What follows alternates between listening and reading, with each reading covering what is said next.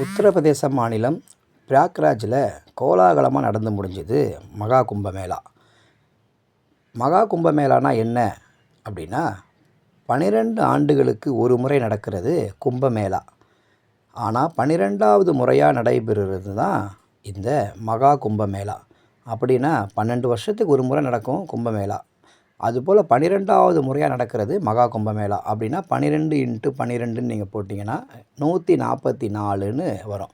அந்த 144 வருஷத்துக்கு ஒரு முறை நடக்கிறது தான் மகா கும்பமேளா.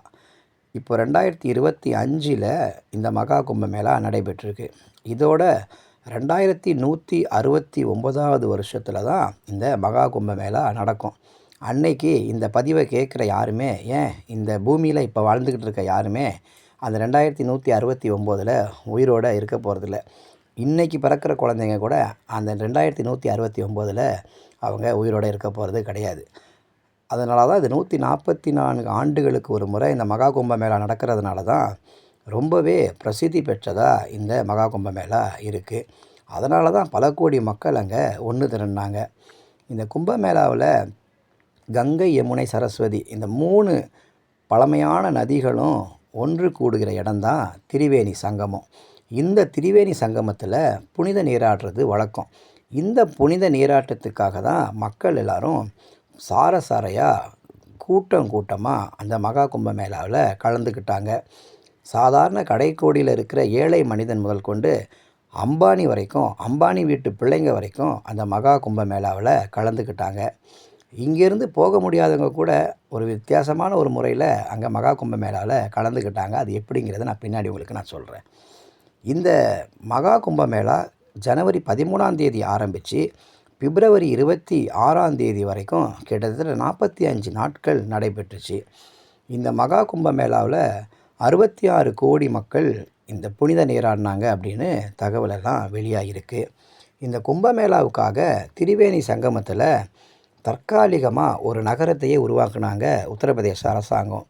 தற்காலிகமான நகரம் அப்படின்னா என்னென்னா, ஒரு சிட்டியவே உருவாக்கிட்டாங்க உத்தரப்பிரதேச அரசாங்கம். கிட்டத்தட்ட ஒரு 4 ஹெக்டர் பரப்பளவில் 25 தனித்தனி பகுதிகளாக பிரித்து 23 சமையல் கூடங்களும் 1,50,000 லட்சம் கழிப்பறைகளும் 11 மருத்துவமனைகளும் அமைக்கப்பட்டது. ஏன்னா இத்தனை கோடி மக்கள் வருவாங்கன்னு ஒரு எதிர்பார்ப்பில் இருந்ததுனால அரசாங்கம் அதெல்லாம் முன்னாடியே எல்லாத்தையுமே நம்ம ஆயத்தப்படுத்தி வைக்கணும் அப்படின்னு சொல்லி ஒரு முன் உதாரணமாக அவங்க எல்லாமே ரெடி பண்ணி வச்சதுனால தான் இந்த திரிவேணி சங்கமத்தில் அத்தனை கோடி மக்கள் கூடுவதற்கு ஏதுவாக இருந்துச்சு. இதுக்காக உத்தரப்பிரதேச அரசாங்கம் 2100 கோடி ரூபா மதிப்பில் இது எல்லாவற்றையும் அந்த தற்காலிக நகரமாக அமைக்கப்பட்டாலும் இந்த தற்காலிக இந்த நகரம் இன்றைக்கி அது மக்கள் பயன்படுத்த முடியாத ஒரு நிலைமைக்கு தரமிழந்து போயிடுச்சு. ஏன்னா அந்த அளவுக்கு எதிர்பார்த்ததை விட அதிக அளவு மக்கள் கூடுனாங்க.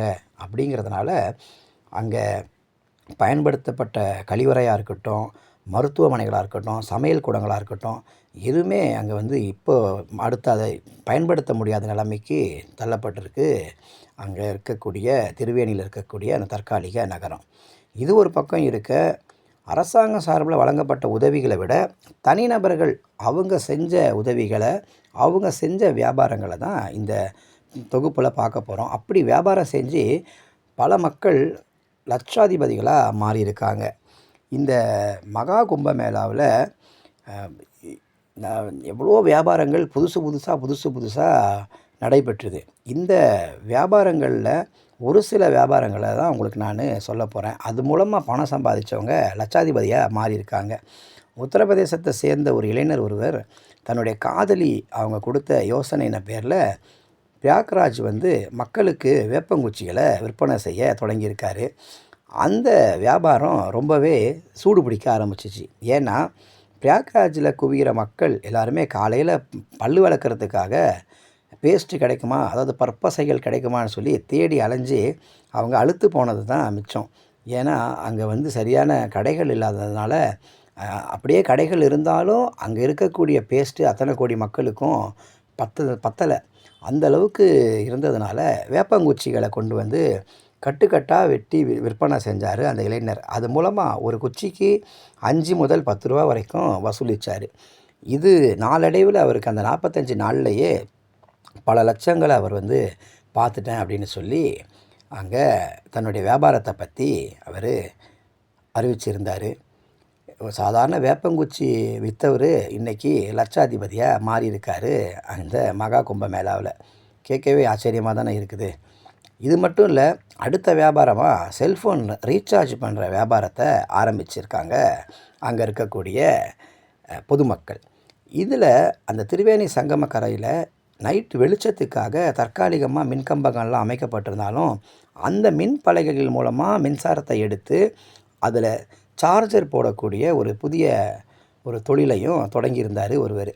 அது மூலமாக பல லட்சத்தையும் அவர் பார்த்துருக்காரு. ஏன்னா ஒரு செல்ஃபோன் சார்ஜ் போடுறதுக்கு 50 ரூபா முதல் கொண்டு 100 ரூபா வரைக்கும் வாங்கியிருக்காரு. அது மூலமாக எத்தனையோ பேர் செல்ஃபோனை அவங்க சார்ஜ் போட்டுக்கிறதுக்கு பிரயோஜனமாக இருந்தது. ஏன்னா கும்பமேளாவில் வரவங்க எல்லாருமே என்ன தான் பவர் பேங்க்கு கொண்டு வந்து வச்சுருந்தாலுமே அது அவங்களுக்கு முழுமையாக பயன் கொடுக்கலை.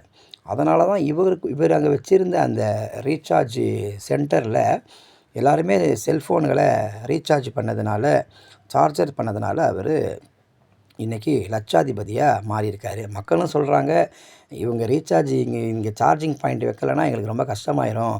எங்கள் கூட வந்தவங்களே நாங்கள் போய் தேடி அலைகிற சூழ்நிலைக்கெல்லாம் எங்களுக்கு ரொம்பவே நெருக்கடி ஆயிடுச்சு அப்படின்னு சொல்கிறாங்க. ஒரு வியாபாரம் எப்படின்னா, இது சின்ன பசங்க இந்த விஷயத்தை ஆரம்பித்தாலும் இதை ஒருவர் வந்து சின்சியராக வியாபாரத்தை பண்ணியிருக்காரு. இது என்னென்னா, காந்தத்தின் மூலமாக காசை அவங்க எடுக்கிறது. அதாவது மகா கும்பமேளாவில் புனித நீராடுறவங்க தங்களுடைய காணிக்கைகளை அந்த நதிக்கரையில் போட்டிருக்காங்க. அதில் 5 ரூபா, 10 ரூபா, 2 ரூபா இப்படின்னு சில்லறைகளை அங்கே வாரி குவிச்சிருக்காங்க. இதை காந்தகம் மூலமாக எடுத்திருக்காங்க அந்த ஊரை சேர்ந்த பொதுமக்கள் ஒருவர். இது சின்ன பசங்க விளையாட்டாக அங்கே இந்த விஷயத்தை பண்ணாலும் இதை தான் ஒரு வியாபாரமாக ஆக்கிடணும் அப்படின்னு சொல்லி இவங்க போடுற காணிக்கையெல்லாம் காந்தகங்கள் மூலமாக எடுத்து அதில் இன்றைக்கி அவர் லட்சாதிபதியாகவும் மாறியிருக்காரு அந்த கும்பமேளாவில். இப்படி இது ஒரு பக்கம் இருக்க, இன்னொரு வியாபாரம் ரொம்பவே படு வைரலான ஒரு வியாபாரம். அது என்னென்னா, புகைப்படத்தில் வைத்து நீராடி கொடுக்கறது. இப்படி சிலது சொல்கிறது இப்போ புரியலை அப்படின்னாலும் இப்போ சொல்ல போகிற விஷயம் உங்களுக்கு தெளிவாக புரியும்னு நினைக்கிறேன். என்னென்னா, மகா கும்பமேளாவில் கலந்து கொள்ள முடியாத ஒருத்தவங்க இங்கே இருக்கக்கூடிய இந்த மகா கும்பமேளாவில் இருக்கக்கூடிய நபரை அவருடைய வாட்ஸ்அப்புக்கு அவரை தொடர்பு கொண்டால் அவர் தன்னுடைய வாட்ஸ்அப்பில் நீங்கள் எனக்கு உங்களுடைய ஃபோட்டோவை அனுப்புங்க அப்படின்னு சொல்லுவாராம்.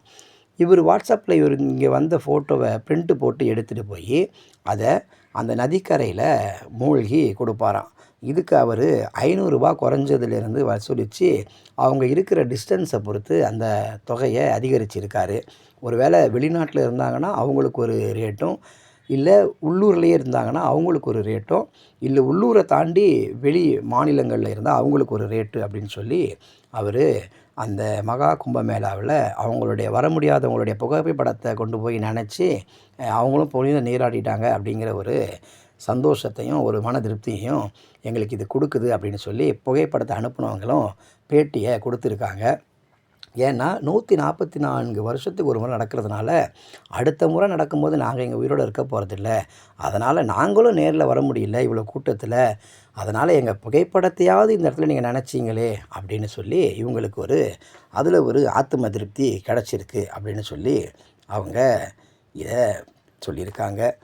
இப்படி ஒவ்வொருத்தரும் தங்களுடைய வியாபாரத்தை பெருக்கிக்கிட்டே வரும்பொழுது இன்னும் சிலர் இன்னும் வித்தியாசமான வியாபாரங்களெல்லாம் செஞ்சுருக்காங்க. அந்த இடத்துல பல கோடி மக்கள் ஒரே இடத்துல கூடினதுனால அவங்க உடை மாற்றுறதுக்கு ரொம்பவே சிரமப்பட்டுருந்துருக்காங்க.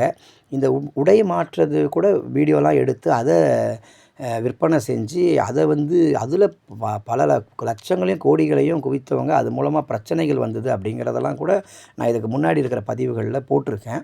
இதில் தற்காலிகமாக டென்ட் மாதிரி ஒரு விஷயத்தை செஞ்சு கொடுத்து நீங்கள் அதில் உங்களுடைய உடைகளை நீங்கள் மாற்றிக்கலாம் அப்படின்னு டென்ட்டு மாதிரி கொடுத்துருக்காங்க. அதாவது தற்காலிக ஒரு கூடாரம். அது மூலமாக அதை வைத்து மறைச்சி அவங்க அங்கே இருக்கக்கூடிய பெண்களும் ஆண்களும் தங்களுடைய உடைகளை மாற்றிக்கொள்கிறதுக்கு இதுக்கு அவங்க பல 100 ரூபாய்களை வாங்கியிருக்காங்க வாடகையாக. அது பல லட்சங்களாக அவங்களுக்கு பலன் கொடுத்துருக்கு. இப்படியும் ஒரு வியாபாரத்தை அங்கே மகா கும்பமேளாவில் நடத்தியிருக்காங்க. இது மட்டும் இல்லை, இன்னும் சின்ன சின்ன வியாபாரம், உணவு பொட்டலங்கள், தண்ணீர் பாட்டில்கள், அதுபோல் விபூதி, சாந்து இதெல்லாம் கூட விற்கிறத கூட அங்கே இருக்கக்கூடிய லோக்கலில் இருக்கக்கூடிய வணிகர்கள், அங்கே இருக்கக்கூடிய பொதுமக்கள் இதை செஞ்சுருக்காங்க. இதனால் பல கோடி ரூபாவை அவங்க சம்பாதிச்சிருக்காங்க, பல லட்சத்தை சம்பாதிச்சிருக்காங்க. ஏன்னா கிட்டத்தட்ட 40 கோடி பக்தர்கள் வருவாங்க அப்படின்னு கணக்கு போட்டதுனால மத்திய அரசாங்கமே 40 கோடி மக்கள் கூடுவாங்க அப்படின்னு தான் சொல்லியிருந்தாங்க. ஆனால் கிட்டத்தட்ட 66 கோடி மக்கள் வந்து அங்கே வந்ததுனால அவங்களுடைய வியாபாரங்கள், அவங்களுடைய தொழில்கள் எல்லாமே வந்து அந்த இடத்துல அவங்க நினச்சி பார்க்க முடியாத அளவுக்கு வர்த்தகத்தை கொடுத்துருக்கு. கிட்டத்தட்ட 45 நாட்களும் பனமழை தான் நடந்துச்சு. பனமழை அவங்களுக்கு பொழிந்துது அப்படின்னே சொல்லலாம். ஏன்னா 144 வருஷத்துக்கு ஒரு முறை நடக்கிற இந்த மகா கும்பமேளாவில் கலந்துக்கணுன்ற மக்களுடைய ஆர்வமும், இந்த கூட்டத்தை பயன்படுத்தி இதில் ஒரு புதுசாக ஒரு வியாபாரத்தை செஞ்சு பொழைச்சிக்கலாம் அப்படின்னு நினைக்கக்கூடிய மக்களுடைய எண்ணமும் அங்கே நிறைவேறியிருக்கு. சாதாரணமாக இருந்த மனுஷர்கள் பல பேர் இந்த 45 நாளில் லட்சாதிபதியாக மாறியிருக்காங்கங்கிறது தான் ஒரு நிதர்சனமான உண்மையும் கூட.